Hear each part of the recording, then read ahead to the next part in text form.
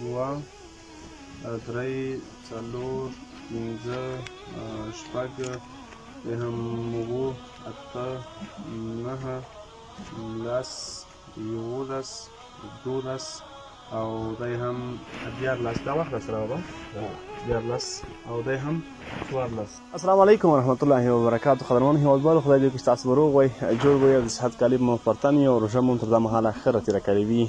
دغه بابا به تاسو پېژنئ، زموږ سره ثبت دی او خورا په بد وضعیت کې و. اوس انشاءالله ژوند تغییر کړی ده. تقریبا تېر ځل مو ورته 12.5 لکو شاوخوا کې پیسې راوړې وي چې د ژوند تغییر شوی.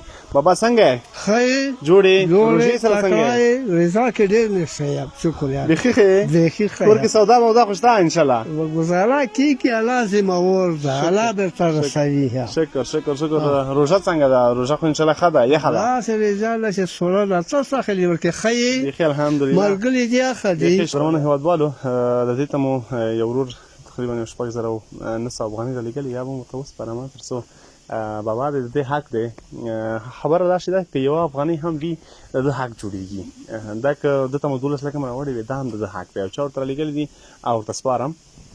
دا د یو دوه درې څلور پنځه شپږ درېیم اووه اته نهه لس یولس دولس او دی هم 14 دا وخت سره بابا 14 او دی هم 14 وزره بشي کنه. 100 افغانۍ دې مونږ اضافه ته راغلي. صحیح ده؟ 900 افغانۍ رالیږلې وې ورور ښه دوبۍ نه. نو هغه مې درته وسپارلې، 100 افغانۍ مې اضافه درکړې، 1000 افغانۍ شي. صحیح شوه؟ دا غونۍ دي. پوه شو.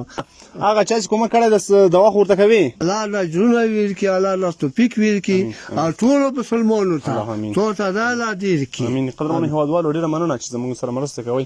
ستاسو یو افغانۍ به هم انشاءالله تعالی تر بېوزلو اړمنو هیوادوالو رسوو. دلته 900 افغانۍ راغلې وې، موږ ورته 1000 افغانۍ ده چې ماتې نه وې راسره. 1000 افغانۍ مو ورته وسپارلې تر څو پورې ژوند دی او دوی نو بچیان نه لري نارینه او یوازې 3-4 لورګانې لري. خورا په بد وضعیت کې و. انشاءالله تعالی دغه باندې بیا هم یو کار وشي. ستاسو هره مرسته موږ تر همغه کس رسوو. پر بیا چې زه جوهر صدیقي راځم، موږ ته اجازه راکئ. یو ښه روژه ولرئ، ښه وخت، اباد اوسېږئ. مننه.